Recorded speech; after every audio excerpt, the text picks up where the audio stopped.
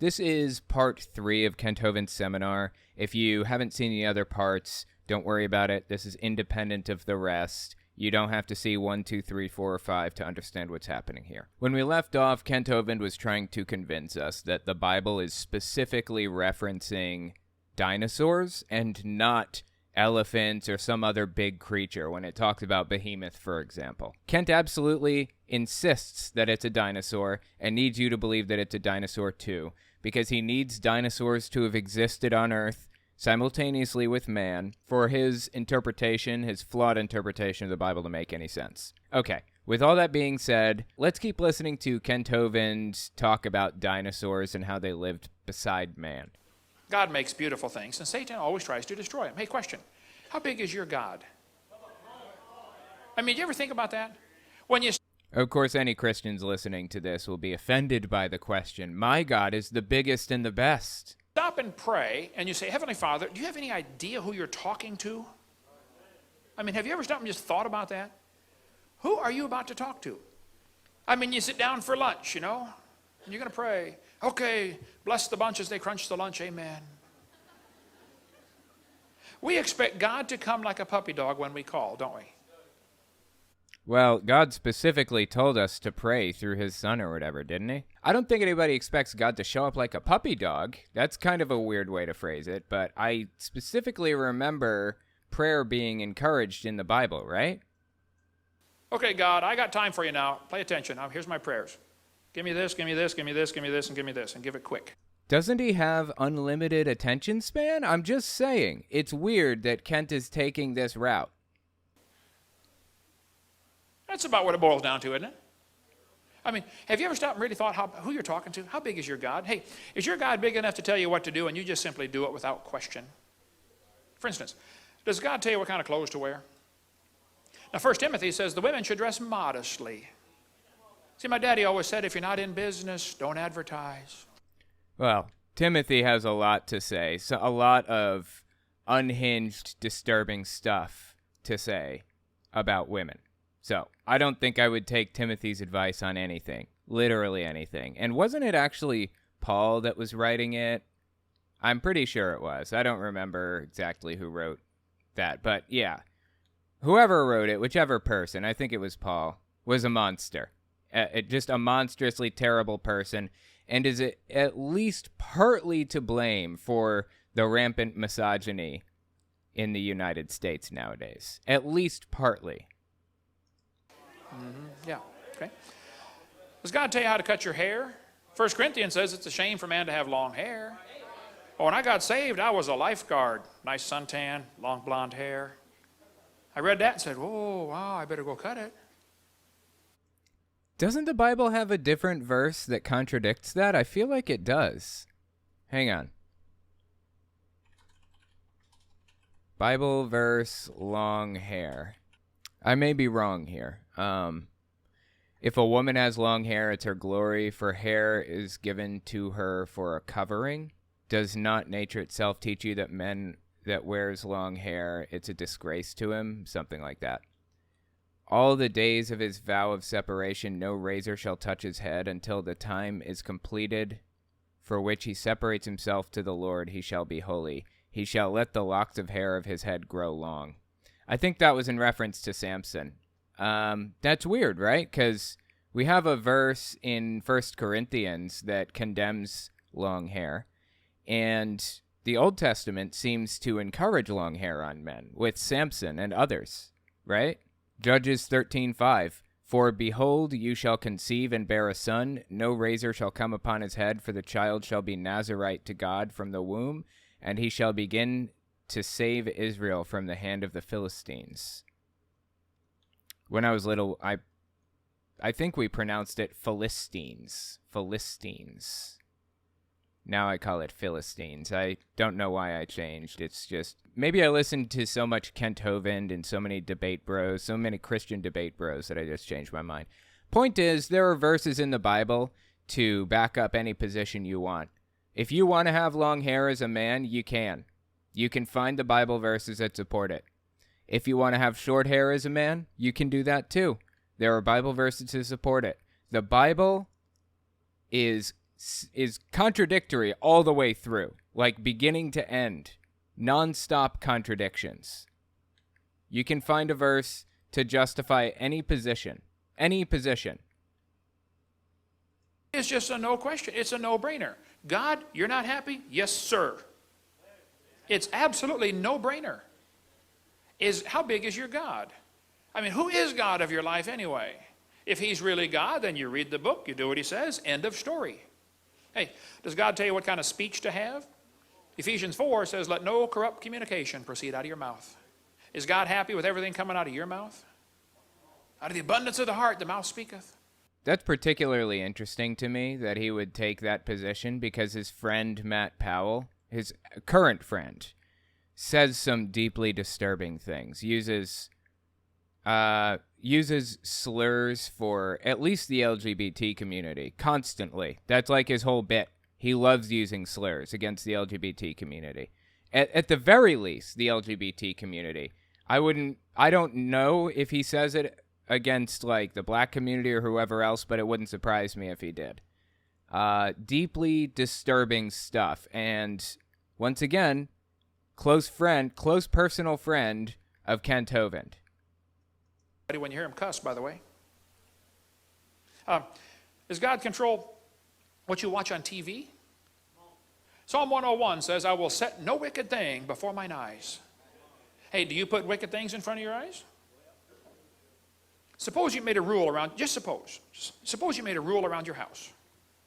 If you hear a cuss word on TV, you're going to shut it off for 2 hours. If you see somebody immodestly dressed, you're going to shut it off for 2 hours. This is obviously Kent Hovind desperately trying to push his audience into extremism, which is really honestly sad. Picking up on anything you don't like, picking up on anything that you think the Bible speaks against is a short and quick way to extremism like this. Isolating yourself from the outside world unless the outside world matches exactly what you want it to. This is extremism. See somebody drinking alcohol, you're going to shut it off for 2 hours. See somebody drinking alcohol. That's crazy. You can't even watch somebody else drinking alcohol in this guy's head. This is extremism. What if you just made those 3 simple rules at your house? How much TV would you watch? None. So you might as well sell it and give that $30 a month for the cable bill to a missionary, and we could win the whole world to Christ, couldn't we? Yeah. Does God tell you what kind of music to listen to? Ephesians 5, speak to yourselves in psalms and hymns and spiritual songs, singing melody, making in your heart to the Lord. Is God happy with your music? See, God loves music. God invented music. But Satan has invented some ungodly music you shouldn't listen to. Somebody asked me one time, and they said, Hovind, do you know what you get if you play country music backwards? I said, no. He said, you get your wife back, your hound dog back, your pickup back, and you get out of jail. Mm-hmm. Wow, okay, that was a terrible joke. But apparently Aaron Ra makes a credible case for the idea that Kent Hovind may be the original source for the music backmasking claim. Like, if you play music backwards, then it sends you a secret hidden message or whatever. I don't know if that's true or not, but supposedly Kent Hovind is the original source for that. So take that for what you will. That's kind of crazy. Yeah. God created them male and female. Did you know God invented marriage and the family and sex? I mean, he invented the whole thing.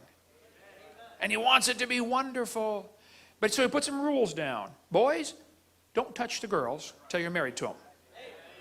Now, if you don't want to touch them, then stay away from me. I saw your kind in San Francisco, okay? But wow, anti-gay joke. Fantastic. God put the rules down. He put the rules down because he wants the best. He said the adulteress will hunt for the precious life. God doesn't want you hunting for a precious life. He wants you to have a precious life.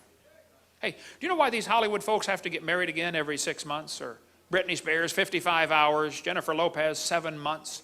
Brandy Norwood, less than 2 years. Wait, was Britney Spears married? I thought she just had a boyfriend. Kevin Federline, is that his name? Or I don't remember now. Anyway, okay. 6 months. Zsa Zsa Gabor married one day. Do you know why they got to get married again every 6 months? Why? They're hunting for the precious life. They don't have it. Now listen carefully. Don't pay any attention to Hollywood. They don't have a clue, not the clue in the world how to have a precious life. If you want to have a precious life, you keep yourself pure till you walk. I don't know. I think I'd give up my life for the life of a Hollywood elite or whatever he's saying, or for some celebrity. I'd totally trade lives with them. Absolutely. I wouldn't mind being a millionaire that has like a mansion in Beverly Hills or whatever else. Yeah, I'm down. Sure. I think I would find a way to be happy. It's a sacrifice I'm willing to make. I'll try. I'll give it a shot. Down that aisle and the preacher says, wilt thou, and then you wilt, or whatever they do, and then you stay faithful to that one the rest of your life. That is the precious life. Don't believe Hollywood for a second. They don't have a clue, all right? Okay, so these people went through that whole process. And did you catch the little joke he made in there? The pastor says, wilt thou, and then you wilt, i.e., marriage is supposed to be miserable. That's Kent Hovind's view on this whole bit, right? But you're supposed to stay with them no matter what. No matter how miserable you are, you stay with them. And that will make you happy in Kent Hovind's eyes. That is just disconnected from reality right there. And it's a short, quick way to make your life miserable. It's a quick way to eat yourself alive with misery and anger and unhappiness. Do not stay in a failing marriage. Don't do it. Kent's had multiple marriages, but it's okay because all the women left him. Right, exactly. That is actually his take on this. It's okay because all the women left him. That's how he feels, really.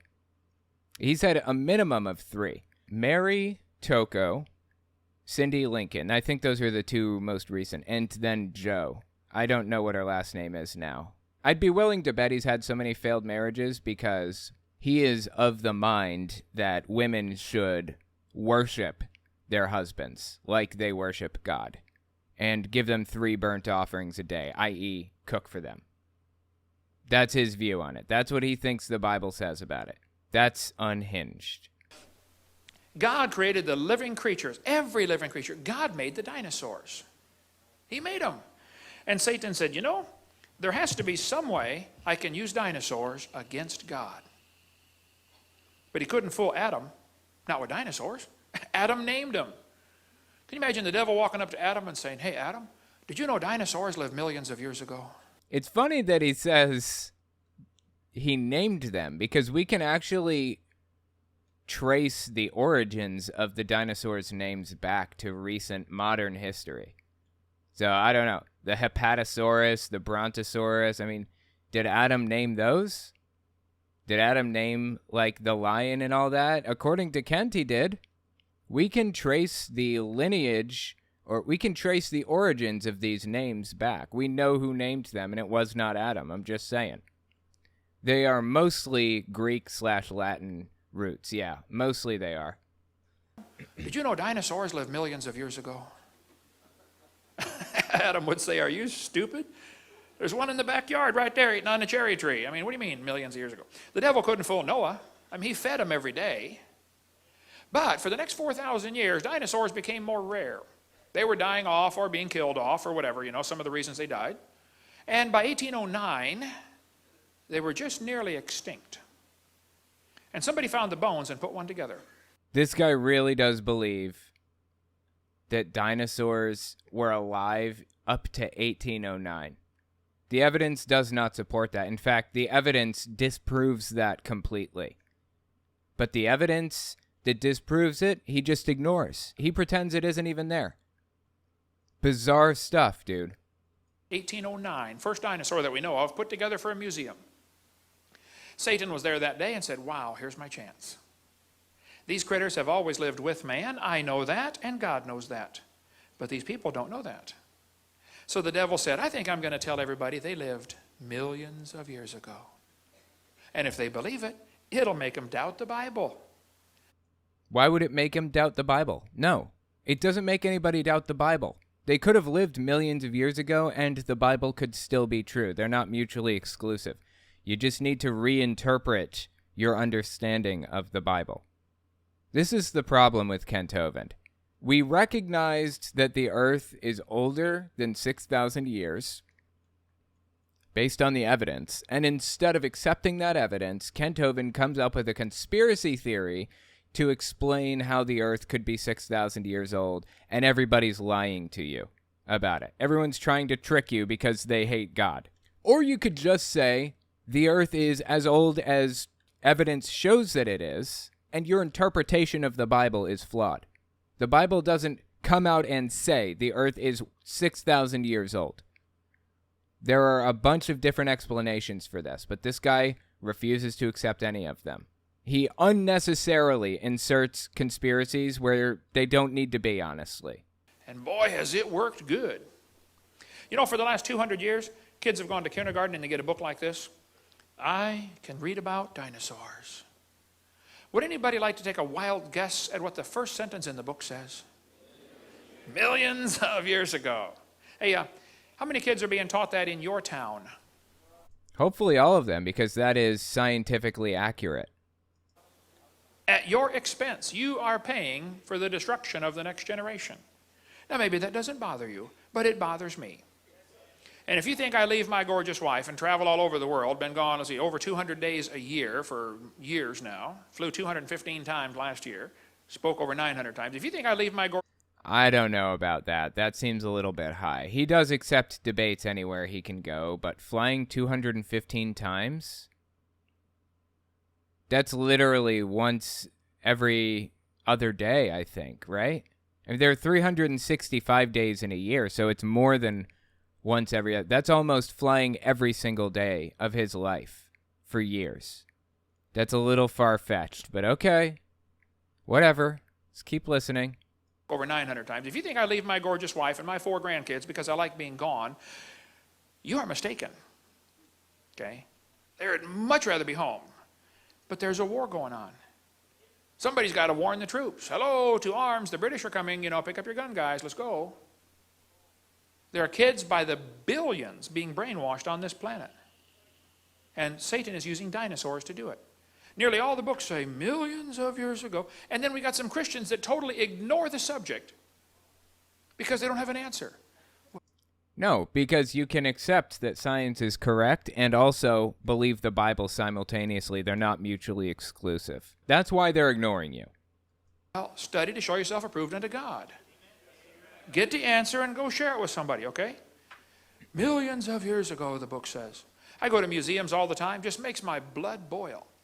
You see hundreds and hundreds of kids coming past these incredible displays. I mean, beautiful big dinosaur skeletons. And guess what the sign says at the bottom? Millions of years ago. See, Christians don't seem to understand this. The museums and science centers of the world, that is their church. They are preaching their gospel just like you are trying to preach your gospel. And yeah, this is Kent Hovind desperately trying to convince everybody in the audience that evolution is a religion when it absolutely isn't. It's simply a scientific fact, and it could change if new information came in that contradicted it. It is one of the most solid, vetted scientific theories in existence at this point.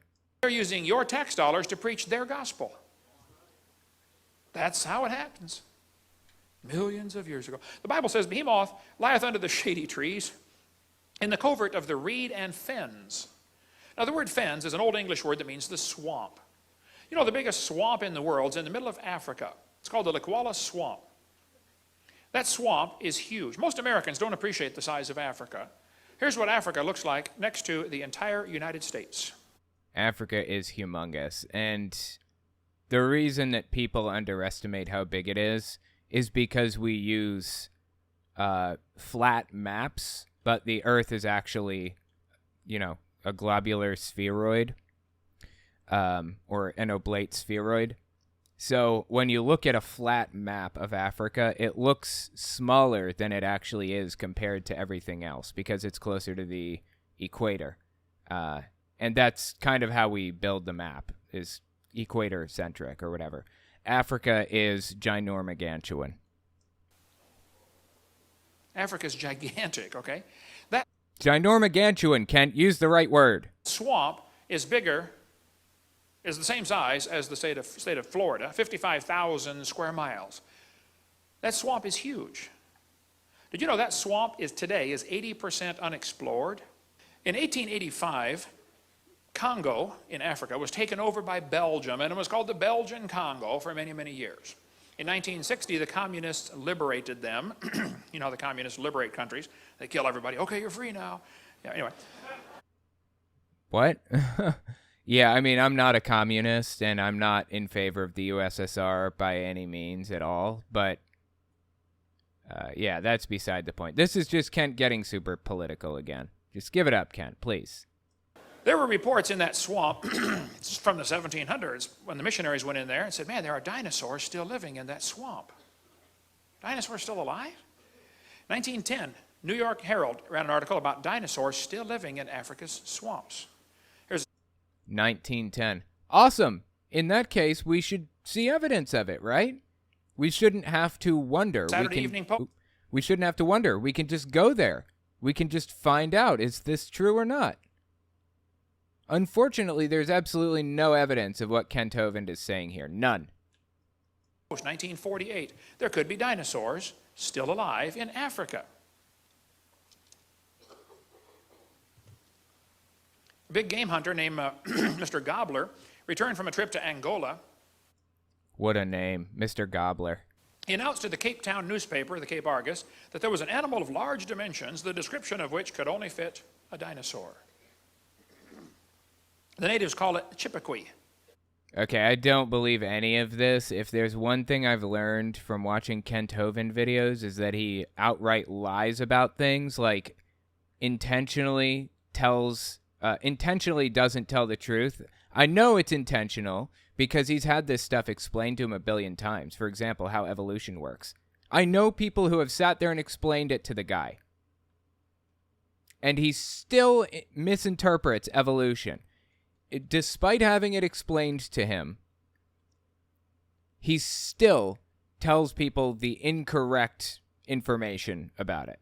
As far as I'm concerned, it must be intentional at this point, right?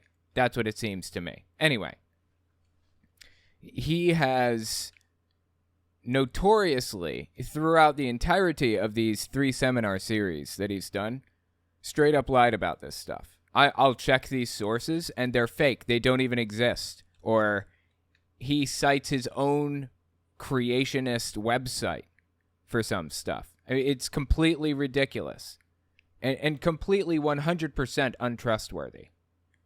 So, yeah, I'm sorry, man. I simply don't believe you that this guy even said it. But even if he did, it doesn't mean anything.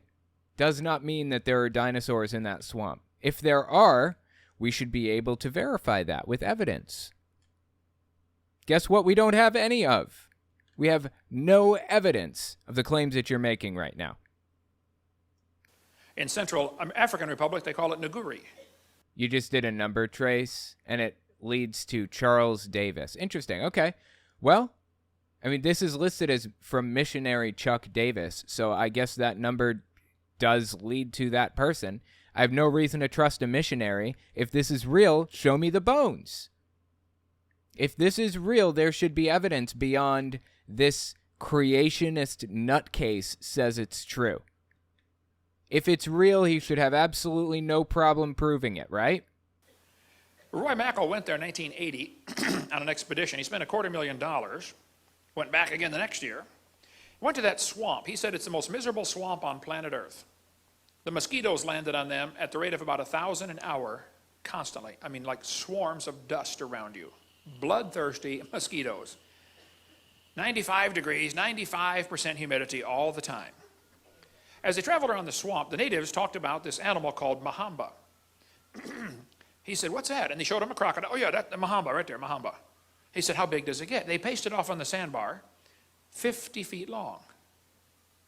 Now, if you're a pygmy, 4'4", a 50-foot crocodile looks really big to you, okay? it's possible that this is one of those legends. I mean, he's telling us a story that an evangelist friend told him that he heard from another set of people. So there's really no reason to believe that any of it is true. Kent has straight up made things up before. I'm giving him the benefit of the doubt by even assuming that this story is real. So assuming the story is real, maybe it's one of those legends. Like people talk about unicorns or dragons or whatever else, Bigfoot or Chupacabra. We have legends of these mythical creatures all over the world. Doesn't mean they're real. It means there are legends about them. But Kent won't accept that they're just legends or that they're just fantasies. He has to believe that they are actually really real things. Simply bizarre. And everybody says, no, crocodiles, they never get past about 17 feet. Oh, I don't think that's correct. Earlier, you know, I wouldn't put it past, or I wouldn't dismiss the possibility that there's like a new species of crocodile or an old species of crocodile in this swamp or whatever. That wouldn't surprise me at all. An old species that's been around for a while that's really, really big. I would be okay accepting that, honestly. But Kent doesn't want you to stop there. He doesn't want you to accept that. He wants you to accept the idea that dinosaurs are still around, and this is evidence of that. He wants you to accept that dinosaurs have existed this entire time, and they didn't live 65 million years ago, like we know and understand, and have evidence to prove. He wants you to think that they're real right now, here, today. in the summer of 2005, they killed a 24-foot crocodile in that swamp. Of course, the natives will say, oh, you should see the big ones. The natives also talk about an animal they call Mokele umbembe. Mokele umbembe? What on earth is that? Well, if you show them the picture of an apatosaurus, they'll say, yep, that's it, Mokele umbembe. The natives claim these animals live underwater. They're very rare. Of course, they're in the swamp in Africa. You think there's any possibility that they're completely fake? That it's a legend? Like the Loch Ness Monster? Any possibility of that? The Loch Ness Monster has been hoaxed so many times. Because people want to be special. People want to be special little snowflakes. So they come around and they say, look, this is real. I totally saw it. You must believe me. And then the next person says, yeah, I saw that too. That's how these legends start. And then somebody starts creating a hoax to make people think that it was real after all. This is a known phenomenon. And nobody goes out at night anyway, and there's no lights over there at night. But the animals are seen mostly early morning or late in the evening when they come out, and their favorite plant is the Malombo plant. There's Dr. Mackel holding a Malombo plant. Dr. Mackel was a University of Chicago microbiology professor, and he went over there and studied this carefully and came back and wrote a book called A Living Dinosaur. Now, he believes in evolution, but his book is great about the evidence for dinosaurs still. You don't believe in evolution. You accept evolution as a scientific fact, or you don't accept evolution. It's not something you believe in. I just want to make sure we're straight on the language, because he's trying to make people feel like evolution is a religion. It simply isn't. Now, he believes in evolution, but his book is great about the evidence for dinosaurs still living in African swamp. Here's another good example of how legends start, or how fake stories start. You guys ever heard anybody go cow tipping before? Cow tipping is fake. You don't go cow tipping because cows don't sleep standing up. They lay down. I mean, they can doze standing up, but even if you did try to tip one over when it was dozing, you have any idea how heavy a cow is and how strong a cow is? You have zero chance, of actually tipping a cow over. They are humongous, and they're incredibly strong. Best case, you're going to piss the cow off, and it's going to chase you around everywhere. Don't try to go cow tipping. People come up with these crazy ideas because they like to trick others, because they like to get one over on people. They like to make others think they're cool, or they have some special insight or information or something. Doesn't mean it's real just because somebody says it's real. It's nonsense. They found footprints of the creatures. A missionary friend of mine was there for 43 years as a missionary, Eugene Thomas. He's in Ohio now. Here's his phone number. Call him up. He was there for 43 years. He said, I had 2 pygmies in my church. It killed one and ate it. Dinosaurs. There have been reports of these creatures in that swamp for a long time. Awesome. We should see some evidence of it then. We should be able to get evidence. I can't do anything with reports. Give me hard evidence of this. Show me skeletons. Show me footprints. Show me something. You've shown me absolutely nothing except your evangelical friend claiming that he knew somebody who said that they ate one. It's not helping us. One Belgian Congo biologist went upriver 500 miles from his house and said he saw one, but his camera malfunctioned because the high humidity apparently ruined all the mechanisms inside. I don't know. Wow, that's convenient, huh? I swear I saw one, and I tried to take a picture of it, but my camera wasn't working at the time, so yeah, convenient. Tell you what, buddy, when you show me a picture of it, go back up there with your camera. When you show me a picture of it, I will believe it, just like that. That's all it's going to take. All I need is evidence. That's simple. Somehow they never produce it. But there have been many reports of dinosaurs in that swamp, and you can study this for yourself. One group went there, and they said the creature was dark brown in color. The skin appeared slick and smooth, had a long neck and a small head. They heard it, they saw it. It was making a roaring noise, and the government officials even saw it. There's an article here in the Boston Herald newspaper about a group going over to look for the dinosaurs still alive in the Congo swamp. All you got to do is type in cryptozoology. Crypto means hidden, zoology means study of animals. Wow. Yeah, other famous cryptozoology creatures include the chupacabra and Bigfoot. I don't know if you guys have ever seen this TV show, but there's something called, what is it? Not river monsters, but what is it? It's mountain monsters. It's called Mountain Monsters. That's what it is. And these people are convinced that that there's a Bigfoot out there, and if they just lay traps for it, then they'll be able to catch it. Guess what? They never do manage to catch those Bigfoot that they hunt. Convenient, right? They just never appear. Or they set off the trap and somehow manage to get the bait and keep it for themselves and disappear into the night without the cameras ever catching them. How convenient, right? That's cryptozoology. It is not a serious scientific study. It's a joke, is what it is. And Kent Hovind seems to be like pretending it's real or something. It's just bizarre stuff, man. Cryptozoology, you'll find all kinds of stuff about dinosaurs still living. The natives claim these animals live in caves along the side of the river. William Gibbons has been there 4 times now to the Congo swamp. He and I wrote this book together for kids, Claws, Jaws, and Dinosaurs. William Gibbons wrote me a letter. He said, according to our guide, Pierre Sima, we were the first white men to actually penetrate the forest and swamps bordering the Boamba River. Our informants, almost all of them Baka pygmies, with the exception of an elderly Cameroonian Muslim, are perfectly familiar with all the known and unknown animals of the swamps. While they do not regard Lakila Mbembe, it's a different language, okay, as being an unusual animal, they do fear the creature because of its ferocity in attacking hippos, elephants, and crocodiles. The animal appears to be completely intolerant of any other large creature that shares the river and controls large stretches of the river, particularly where the food supply is present. Great.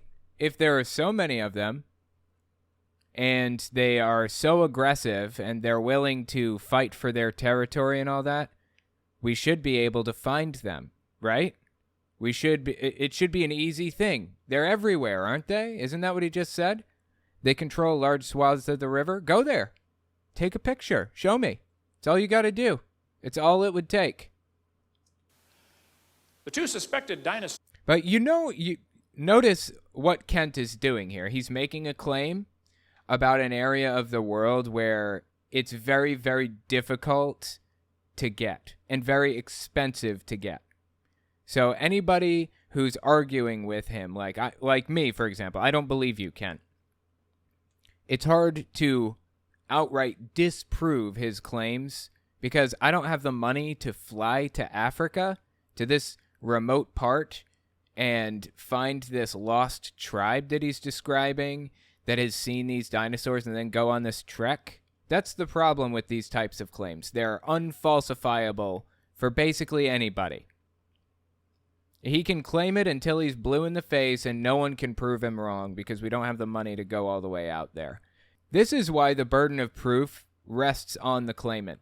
You can make any claim you want and expect people to believe you, but it's logical nonsense. Doesn't work that way. Kent, you have to show me a picture. You have to prove to me that it's reasonable to believe this before I will. Were the food supplies present?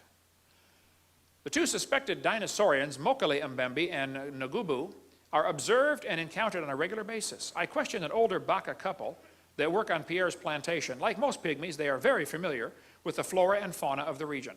I presented them with our book of known African animals and dinosaur illustrations.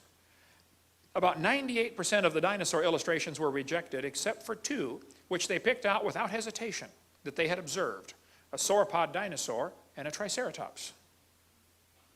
Now, why would people in the middle of the swamp in Africa say, oh yeah, we've seen that one? Can you produce this person who claims that they've seen it?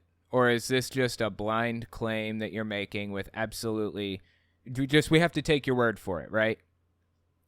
I mean, there would be no reason to believe this anyway, but just assuming this is true, produce the person. Show me the person. Get him on camera talking about this. Show me credentials. Show me that they actually do live there. He doesn't even do that. What he's asking us to do is just simply believe him with no evidence. Simple as that. And I just don't. You've proven yourself one too many times to be a liar. I simply do not believe you, Ken.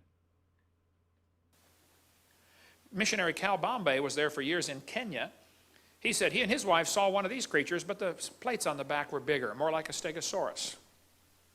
Down in South America, they've got the Amazon jungle, which is huge. In 1907, the British Army sent Colonel Fawcett to mark the boundary between Brazil and Peru. He was an officer in the Royal Engineers and was known as a meticulous recorder of facts. Is this even true? Let's just look this up. Let's look this one up. Because he tends to lie about this stuff, too. Just little tiny basic facts. Like, things that don't even matter he lies about. Let's see. Lieutenant Colonel Percy Fawcett. I'm not seeing anything about being a meticulous recorder of facts in his, biography. Brazil and Peru. Okay, there seems to be a book about him going to Brazil, and the book's title is Brazilian Adventure. ISBN 0874777246X. That seems to be the only thing I can find about him going to Brazil. And this was in 1951. No, wait a minute. Yeah, no. Okay, let's read this. Explorer Henry Costin accompanied Fawcett on 5 of his previous expeditions.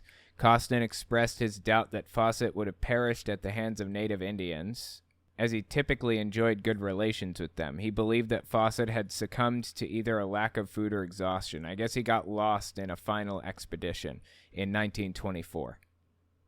So he did early expeditions to Brazil, apparently. During the ensuing decades, various groups mounted several rescue expeditions without success. They heard the various rumors that could not be verified.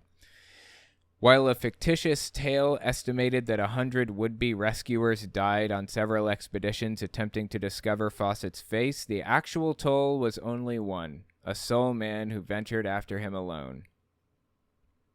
One of the earliest expeditions was commanded by American explorer George Miller Dyatt in 1927. Okay, well, it sounds to me like this person is real, so that's, a point in Kent's favor, I suppose. He's not lying that the person wasn't real, which he has done before. Okay, continue, Kent. What about Lieutenant Colonel Percy Fawcett in 1907? In the Beni swamps, he said he saw what he believed to be a diplodocus. The natives and the tribes around there say, oh yeah, that animal still lives out here in the swamp. Okay, interesting. Is there a source for that? The Rivers Ran East by Leonard Clark, Funk and Wagnalls Co., 1953. This Fawcett guy disappeared in 1925. So I don't know what this 1953 source is, but he didn't write it. The Rivers Ran East by Leonard Clark. Who is Leonard Clark? I'm looking for Leonard Clark. I don't see a word about Leonard Clark anywhere in any of these sources or anything. The Rivers Ran East by Leonard Clark. This is a riveting first-hand account of Leonard Clark's search for the legendary 7 lost cities of Kabola, reputedly home to enormous reserves of gold in the rainforest east of the Peruvian Andes. A former U.S. Army intelligence officer, Clark is joined on his expedition by Inez Pacomi, a gutsy, multilingual female explorer. Their treacherous journey includes encounters with head-hunting Jivaro Indians, man-eating jaguars, 40-foot anacondas. Wait, is this like a fiction book? Or is this a history book? No, I think it's supposed to be like history. But either way, it's not written by Fawcett. So it's not even about Fawcett. So the book that he just quoted has nothing to do with the actual quote. In fact, is the quote even in the book? He says that Colonel P.H. Fawcett saw an animal he believed to be a diplodocus. Okay? He's quoting this book, The Rivers Ran East by Leonard Clark.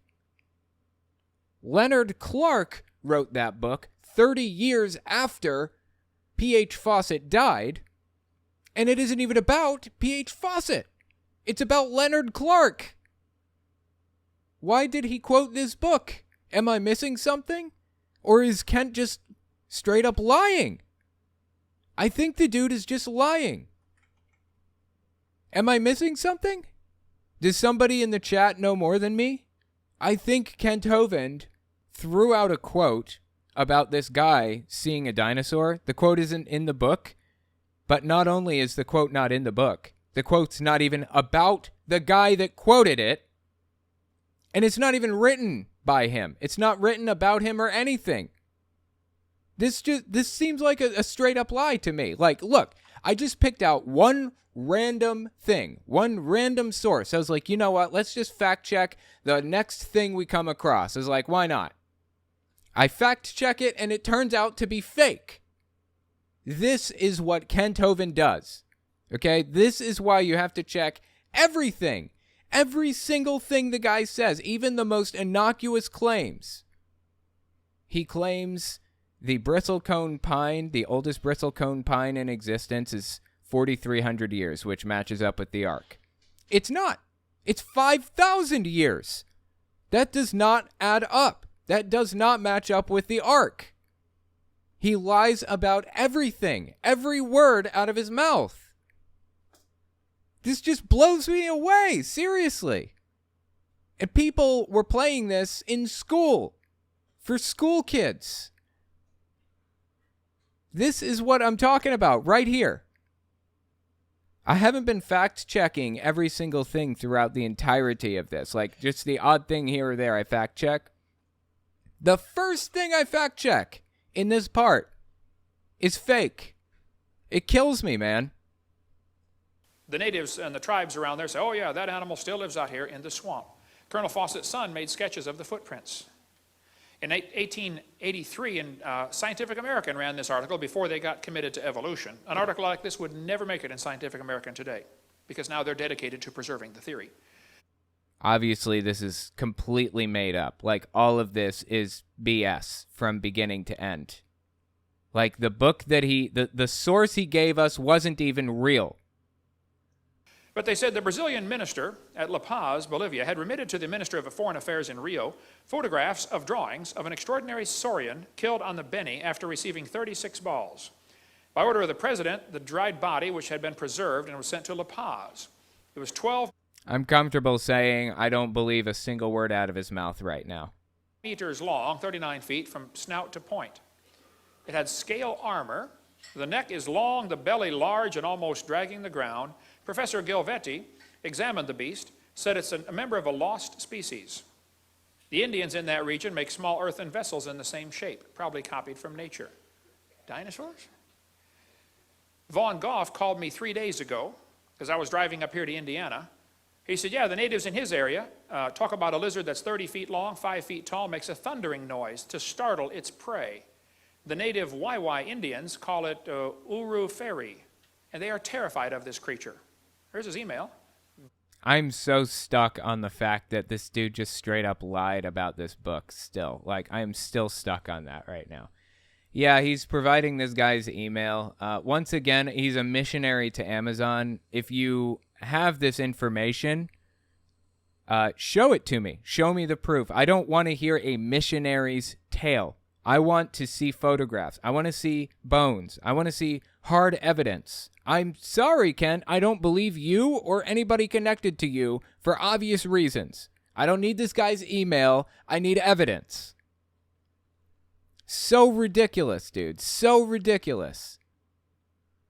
Honestly, I can't even believe the dude is the way he is. How did he get here? How did he turn into this? Vaughn at goffministries.org. Email him. They talk about dinosaurs still in the swamp down. I don't care what he has to say about dinosaurs. Anybody connected to you, Kent, is untrustworthy, period. Here's a giant snake that was killed several years ago, 35-foot snake. It had eaten a man who fell asleep on the job. We convinced this isn't a hoax? I mean, look at the picture. A 35-foot snake. I mean, I wouldn't be surprised if this was real. I mean, snakes do get pretty long. I would be surprised if it ate a human. But that doesn't mean dinosaurs are real and Jesus is your Lord and Savior. I'm not seeing the connection here, honestly. Yeah, how can someone cite an email address as a source? Exactly, Chan Man. Especially at the time. This was like in the early 2000s. That's not a source, Ken. At all. Give me a source, a real source. Or I have no reason to believe you. Stay awake on the job, fellas, okay? This snake was reported in Indonesia being 49 feet long. I don't know if it's true or not, but I mean, people might have... Oh, convenient. I don't know if it's true or not, but... Well, then don't say it. If you don't know that it's true, don't say it. This has been played for school children around the country, around the world. This is played in homeschool environments. This is played in private schools, at churches. Very young, impressionable minds heard this. Don't say it if you don't know if it's true. Exaggerated, but that's the reports of a giant snake down there. Colonel Fawcett said he killed a 62-foot anaconda snake. And the natives were terrified. They said, Colonel, if there's one, there's going to be another one. On the track of unknown animals? What is that? I've never heard of that before. This is just a picture. I mean, this is just a drawing. And again, I'm doubting every single thing that you say about Percy Fawcett from here on, for obvious reasons. Percy Fawcett's encounter with a 62-foot anaconda. Okay, I simply don't believe you. You have proven yourself to be completely untrustworthy, especially on the subject of Percy Fawcett. But even if it were true, who cares? It's a gigantic anaconda. What does that have to do with anything? I don't understand.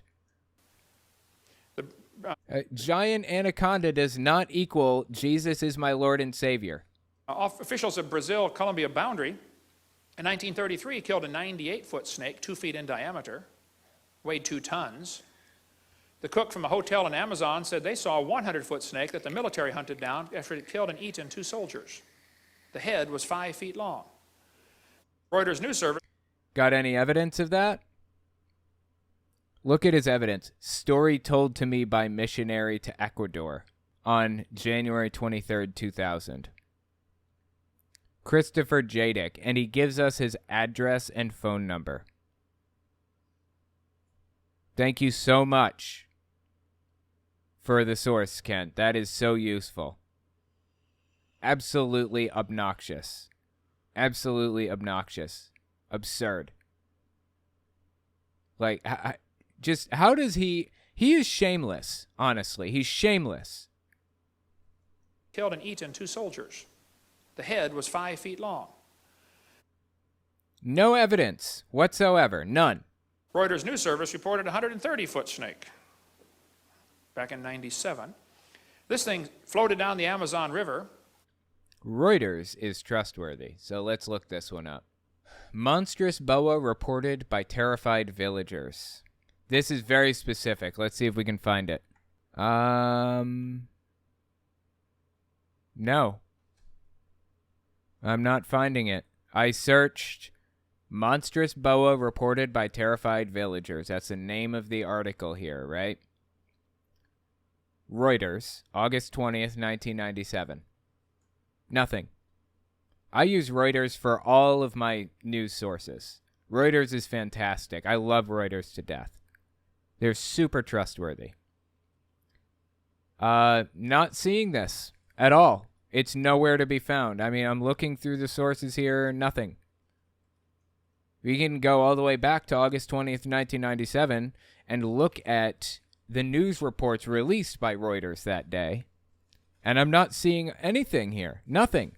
Let's see. Lima. I mean, it's grainy and hard to even read. Something was playing soccer in a village deep in Peru's Amazon jungle on Tuesday when he saw a black boa constrictor the size of two something. It's really grainy and hard to make out. I'm having a lot of trouble here. According to Nuevo Tacna, something, a 130-foot long serpent with a diameter of almost 15 feet crashed through the jungle undergrowth. I mean, it's almost impossible to read for me, and it's gigantic for me, like the words are. No, that's the best we're going to get. You can kind of see it here, but it's grainy. It's hard to make out. I can't understand what's being written. And even if I could, even if it is what he said it is, I mean, it's just an account of somebody else telling them a story. It's not Reuters reporting that this happened. It is Reuters reporting that they heard from somebody that this happened. That's what we're reading right now. And aside from that, it's interesting that Kent used Reuters as a source here. That tells me he must recognize the value of different sources. Like his missionary friend, he must recognize that's not a trustworthy or useful source, right? But Reuters is a trustworthy and useful source, if that's true. Unfortunately, I can't verify any of this. I can't even make out the text. I can't find it. I think the entire thing is just made up, honestly. I really do. We saw him just simply make up a source earlier. I suspect that's exactly what he did in this case, too, honestly. Longest anaconda on record is 33 feet, so much longer than 16, but still. Longest snakes get to about 19 feet, and the climate doesn't allow snakes to get bigger. Interesting. Well, there you go. Kent has provided absolutely no evidence for his claims that gigantic snakes exist. But even if they did, it doesn't prove Jesus gave his life for our sins. Has nothing to do with it. Just absolutely absurd on every level. This thing floated down the Amazon River. Nobody poked it to see if it was alive, but they reported it's over nearly 150 feet long. Amazon River is huge. Halfway up where a former student of mine was a missionary for years, he said the Amazon River way back here is 9 miles wide. That's a big river. There's a lake in Scotland called Loch Ness. Has anybody ever heard of Loch Ness? Oh my God. Is Kent about to claim that the Loch Ness Monster is real? I think the dude's about to do it. Loch Ness is a huge lake. Largest snake now extinct was the Titanoboa, 40 to 50 feet. Wow, that's interesting. Well, that makes you deeply doubt everything that Kent claimed just now about 130-foot long snakes, right? Completely absurd, dude. Completely absurd. The guy is so deeply absurd. Everything he says. There's a lake in Scotland called Loch Ness. Has anybody ever heard of Loch Ness? Loch Ness is a huge lake, 24 miles long, a mile to a mile and a half wide, up to 900 feet deep. Loch Ness is big enough that everybody on planet Earth could go drowned in it at the same time. It would hold the entire population of the world. 6 billion people would fit in that lake. It's huge. In 1933, a roadbed was cut into the side of the mountain, because before 1933, if you wanted to see the lake, you got to climb over the mountains or go upriver 7 miles in your boat. So not many people went there. Very sparsely populated. 1933, the first year the road was put in, there were 52 separate sightings of the Loch Ness Monster. This is so funny because the Loch Ness Monster is universally understood to be a hoax at this point. And this guy is unironically standing here trying to defend it. The author said there have been 9,000 reported sightings today. Now that was back in the 1960s when this book was written. Today it's over 11,000 reported sightings of the Loch Ness Monster. 11,000. Of course, some are fakes and frauds, okay? I wouldn't trust the, weekly world news, where they got. Wow, so it seems like he does have a line where he won't trust a source. Interesting. Well, Kent, I have a line too. My line is, I don't trust a word that you say. And I don't trust a word that your creationist friends say either. You're going to have to give me more evidence than just my creationist friend says it's true. I just don't believe you. I'm sorry, man.